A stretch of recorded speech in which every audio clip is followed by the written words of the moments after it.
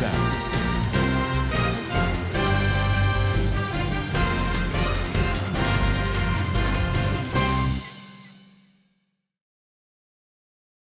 తీవ్రమైనటువంటి అన్యాయం జరుగుతుంది అని చెప్పడంలో ఏ విధమైన సందేహము లేదని నేను భావిస్తూ ఉన్నా. విశాఖపట్నం మీద ఈ ప్రభుత్వం చూపించవలసినటువంటి శ్రద్ధ దృష్టి లోపిస్తున్నది.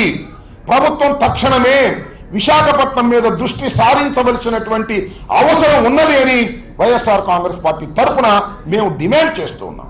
నిజంగా 3 సంవత్సరాల క్రితం వచ్చినటువంటి ప్రభుత్వం ఈ ప్రాంతానికి ఏమి చేసింది అంటే చెప్పుకోదగినటువంటి పరిస్థితులు ఏమీ లేవు. ఒకే ప్రాంతం మీద ఒకే ఏరియా మీద దృష్టి సారించటం వలన తీవ్రమైనటువంటి నష్టం జరిగేటటువంటి అవకాశం ఉన్నదనే విషయాన్ని కూడా ఈ ప్రభుత్వం గుర్తించాలని ఈ సందర్భంగా నేను కోరుకుంటూ ఉన్నా.